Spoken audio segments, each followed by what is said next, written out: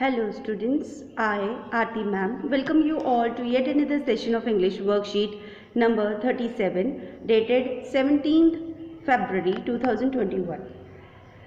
बच्चों आज का टॉपिक हमारा है पॉल्यूशन। पूरी वर्कशीट में हमने डिफरेंट सिनेरियोज देखने हैं, डिफरेंट चीज़ें देखनी है जिससे पॉल्यूशन होता है।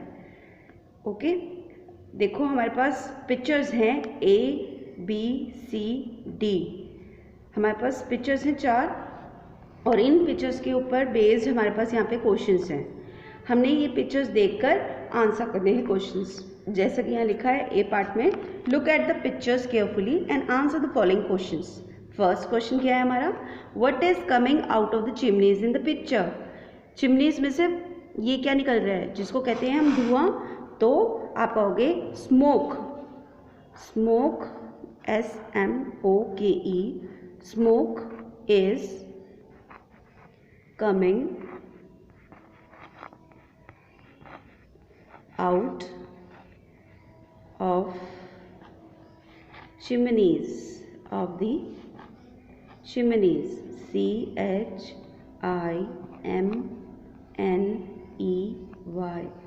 chimneys। ठीक है, ये जितनी भी चिमनीज हैं इनमें से स्मोक निकल रहा है, ये आपका आंसर फर्स्ट हो गया। Second, why is the man in the picture B feel irritated. ये देखो एक मैन है जो कि इरिटेट फील कर रहा है, जो कि अच्छा फील नहीं कर रहा है और वो परेशान हो रहा है सारे एटमॉस्फेयर से, क्योंकि वहाँ पे सब जगह साउंड आ रही है। देखो नॉइज़ पोल्यूशन हो रहा है ना, साउंड, जब अनवांटेड साउंड होती है तो उससे नॉइज़ पोल्यूशन क्रिएट होता है। तो why the man is feeling irritated, the man आप लिखोगे the man is feeling FEELING, feeling irritated, TATED, irritated because, क्यों, because of noise pollution, NOISE, noise pollution,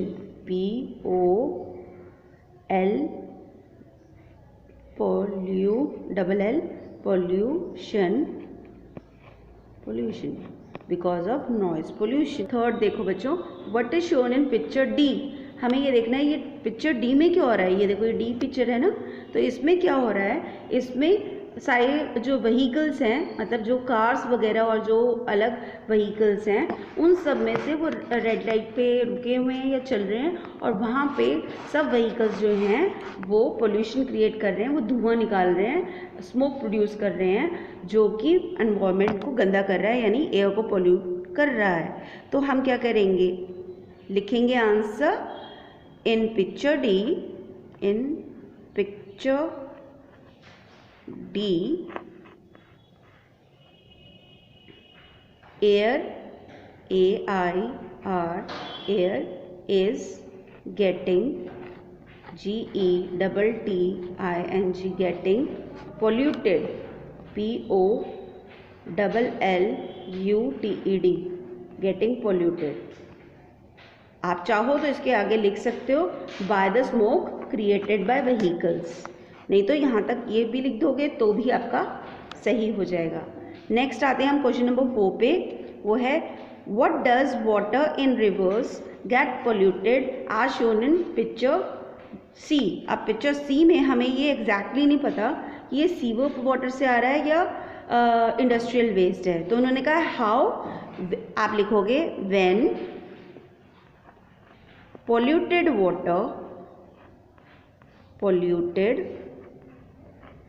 water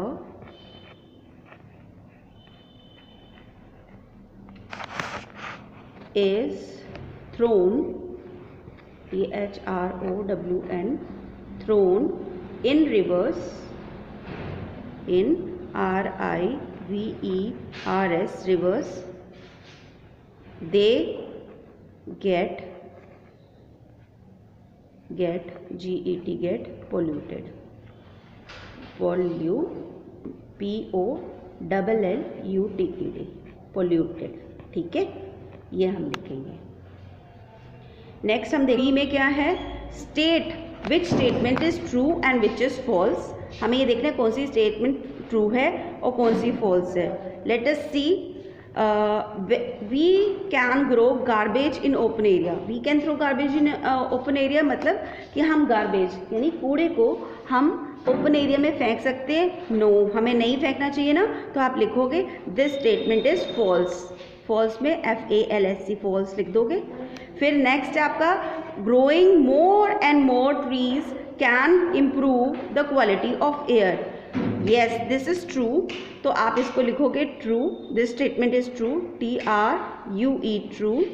फिर है carpooling is a good option to control air pollution. That is true, क्योंकि हम क्या करते हैं जब हमें एक ही जगह जाना होता है तो 3-4 लोग इकट्ठे एक ही कार में बैठ के वहाँ पे जा सकते हैं, उसको कहते हैं कार पूलिंग। तो वो कार पूलिंग करने से एयर पोल्यूशन कम होता है, बिकॉज जो व्हीकल्स हैं, जो कार है, उसमें से धुआं जो है कम निकलेगा, पोल्यूशन कम होगा, एयर पोल्यूशन कम होगा। स्टेटमेंट 4 देखो, we can use polluted water to make food. This is false. अब ये वाली स्टेटमेंट जो है आपकी फॉल्स है, आपने इसमें लिखा फॉल्स, FALSE फॉल्स। तो हमारा ये वाला आंसर हो गया फॉल्स।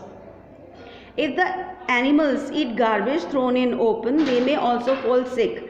जो एनिमल्स हैं, जो जानवर हैं, वो गार्बेज खा लें अगर ओपन में जो हमने गेरा है, ओपन में गार्बेज मतलब गंद जो हमने गेरा है, डिस्पोज ऑफ किया है, उसको खा के वो बीमार पड़ जाते हैं। ये स्टेटमेंट आपकी ट्रू है, आप लिखोगे TRUE ट्रू।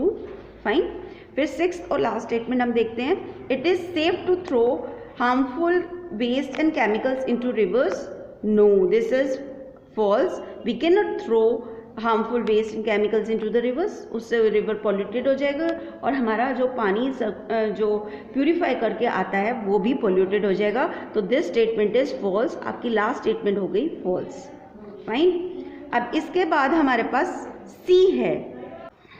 बच्चों आप देखो हमारे पास सी में क्या लिखा है, right a paragraph in about 80 to 100 words on pollution. हमें पोल्यूशन के ऊपर एक पैराग्राफ लिखना है, तो मैंने ये टाइप कर दिया बच्चों, उसको हम पढ़ते हैं। देखो बच्चों, हमारा जो लास्ट पार्ट है जिसमें हमने पोल्यूशन पे एक पैराग्राफ लिखना है, मैंने वो लिख दिया, आप देख सकते हो। Pollution is the introduction of harmful materials in the environment. जब हार्मफुल मटेरियल्स, कोई भी चीज़ हो सकती है, मटेरियल्स में कोई भी चीज़ आ सकती है, आपका गार्बेज, केमिकल्स, पोल्यूटेंट्स, किसी भी तरीके के, जब वो हम एनवायरनमेंट में डाल देते हैं तो वो पोल्यूशन क्रिएट करता है। These harmful materials are called pollutants. जो हार्मफुल मटेरियल्स हैं वो जो हैं वो कहलाते हैं pollutants. Pollutants can be natural such as volcanic ash. जो पोल्यूटेंट्स हैं वो नेचुरल भी हो सकते हैं, जैसे कि जो वोल्केनिक ऐश होती है, वोल्केनिक ऐश मतलब जो ज्वालामुखी से निकला है एशेस, उनको भी कहते हैं, राख को कहते हैं। They can also be created by human activity such as trash और run off product produced by factories. जो फैक्ट्रीज में प्रोड्यूस होता है और जो ट्रैश क्रिएट होता है वो भी जो है हमारे पोल्यूटेंट्स बन जाते हैं। Pollutants damage the quality of air, water and land. जो पोल्यूटेंट्स हैं वो क्या करते हैं, जो क्वालिटी ऑफ एयर, वाटर, उसको डिस्ट्रॉय करते हैं, उसको डैमेज करते हैं, उसको डिप्लीट कर देते हैं। और pollution can take the form of chemical substances or energy such as noise, heat or light. Pollutants, the components of pollution can be either foreign substances, energy or natural occurring contaminants. ठीक है, ये आपका pollution पे paragraph है। Hope आपको अच्छे से समझ आई होगी वर्कशीट।